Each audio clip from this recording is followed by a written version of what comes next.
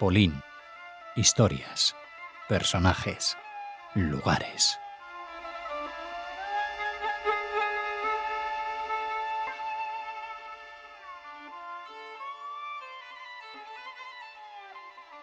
Saludamos a Elżbieta Borkiewicz. Buenos días, buenas tardes y buenas noches.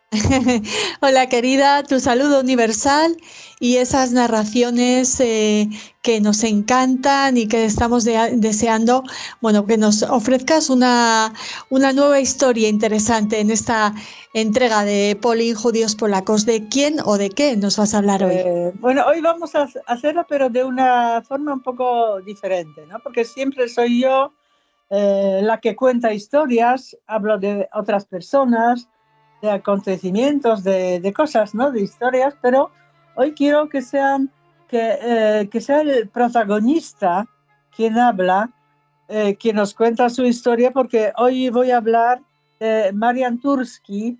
Marian Turski es esta persona, si has visto las celebraciones del 80 aniversario de la liberación de Auschwitz, uno de los señores mayores que hablaron era Marian Turski. Marian Turski nació en el año 1926, con lo cual pues tiene casi 100 años, ¿no? Casi le falta un año.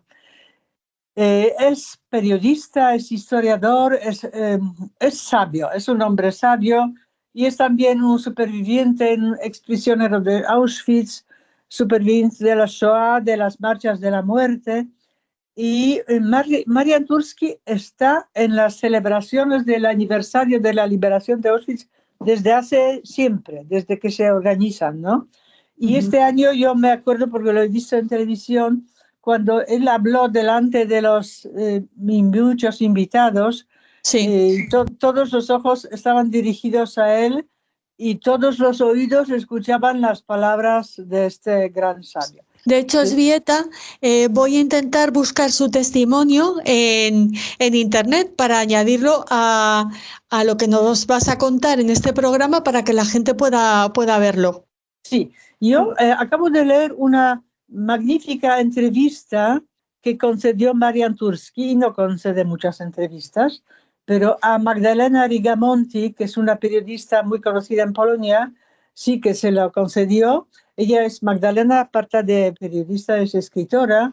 Y, por ejemplo, últimamente publicó un libro titulado Incómodos, que son 16 conversaciones sobre la guerra, pero sobre temas incómodos o temas de los que no se quiere hablar, ¿no? Y de este libro se habla mucho en este momento de Polonia, así que yo estoy esperando que me llegue el libro a casa para compartir con nuestros oyentes las impresiones, porque también se habla de los temas judíos, de los judíos polacos. Qué Pero buen título, ¿eh? Qué buen título el de Incómodos, sí. Volvamos a Marian Turski, porque yo he decidido no contar lo que él cuenta, sino sacar algunos fragmentos de las frases suyas para no cambiar a lo mejor el sentido, no sé. Me gusta cómo habla él, porque es una forma de hablar de un hombre que sabe perfectamente de lo que habla. Y la Magdalena Rigamonti le hace algunas preguntas y él va contestando, pero lógicamente no puedo presentar aquí toda la entrevista porque son muchas páginas, pero bueno, he sacado las preguntas que me parecían muy interesantes, ¿no? La primera pregunta era, trato de comprender, dice Magdalena, trato de comprender toda su historia. Las preguntas sobre el gueto, sobre Auschwitz, las marchas de la muerte, ¿abren sus viejas heridas o lo tuvo que hacer tantas veces que es mucho más fácil? Y contesta Marian, no lo cuento tan a menudo. Nunca pude olvidar que había estado en Auschwitz porque tengo tatuado el número en el antebrazo y lo veo todos los días. Nunca lo oculté ni tampoco quise eliminarlo. Pero después de la guerra sufrí una clase de amnesia. Era una autodefensa del organismo. Todo lo que había ocurrido en el campo estaba borroso, como velado por una especie de niebla. Yo recordaba lo ocurrido mi llegada al campo, las marchas de la muerte, pero todo muy borroso. Y tampoco tenía ganas de viajar a Auschwitz. Lo hice 20 años después de la guerra. Y hablando de la primera marcha de la muerte, viajamos durante 3 días y medio. Había 120 personas en el vagón, 36 de ellas murieron. Todos los cadáveres tiraban en una esquina del vagón.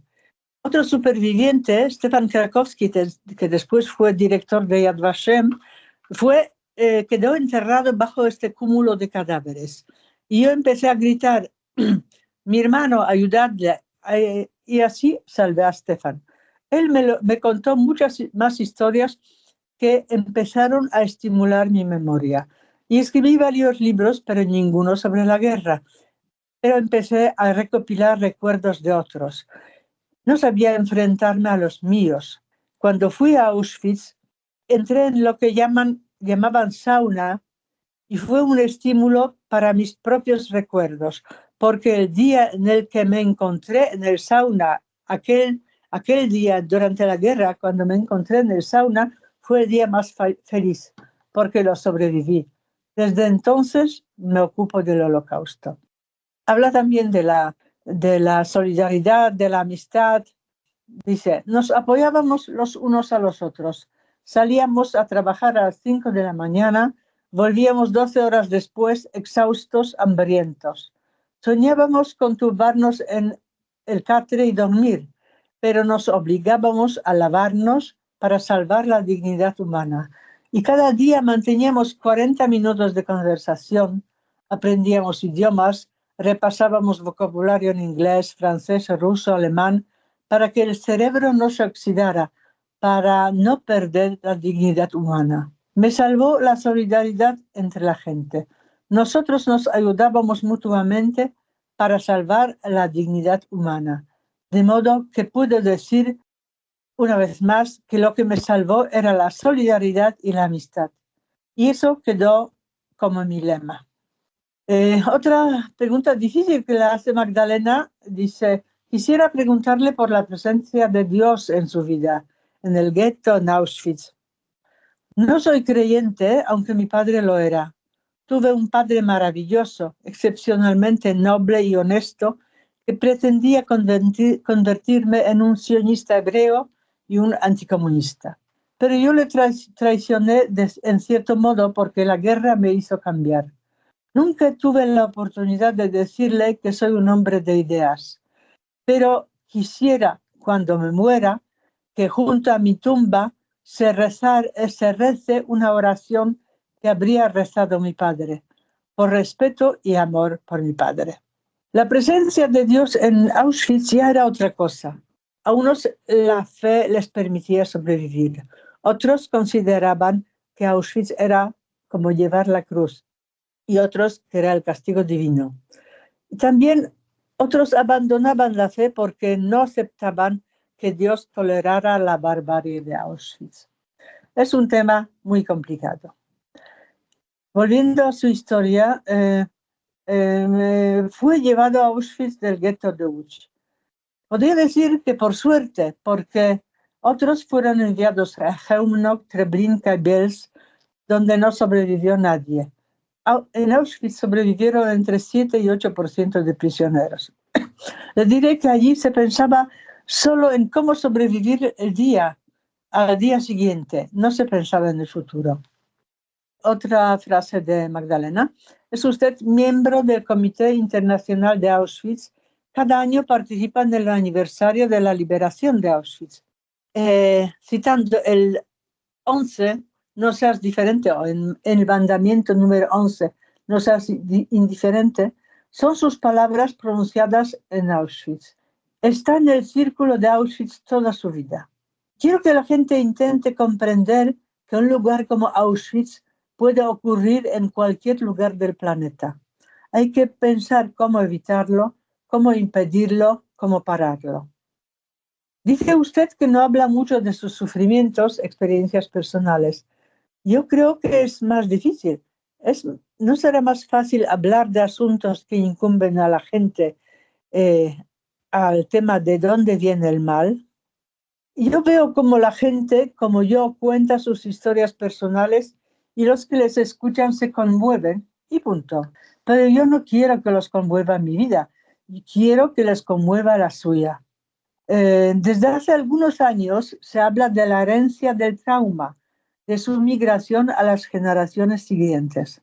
Trauma es también la necesidad de una continuación.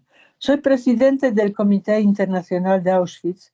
Si tales organizaciones han de mantenerse y tener sentido, deben implicar a la segunda, tercera y las siguientes generaciones. Es un trauma, pero es también el valor y la voluntad de dar continuidad a algo que comenzaron los padres y los abuelos. Es una carrera de relevos de generaciones. Yo formo parte de esta carrera. Estoy pasando mi testigo. Estas son las frases que he elegido de la entrevista. Es una versión muy abreviada de la entrevista que tiene muchas más informaciones interesantísimas. Sí. Es una entrevista con este hombre sabio, bueno, positivo, sonriente, que se llama Marian Turski, y vale la pena escuchar lo que él dice, vale la pena leer sus testimonios, sus libros, sí. Y tener en cuenta sobre todo sus sabias palabras, ¿no? Así que busquen en internet informaciones sobre Marian Turski, este gran hombre que dedicó su vida a dar testimonio de la historia para que las futuras generaciones aprendan y tomen nota. Muchas gracias, Elzbieta. ¿Sabes a qué me estás recordando? O sea, cuando hablas de Marian Turski, me recuerdas a cuando nos hablaste de Marek Edelman, ¿no? Esas personas imprescindibles.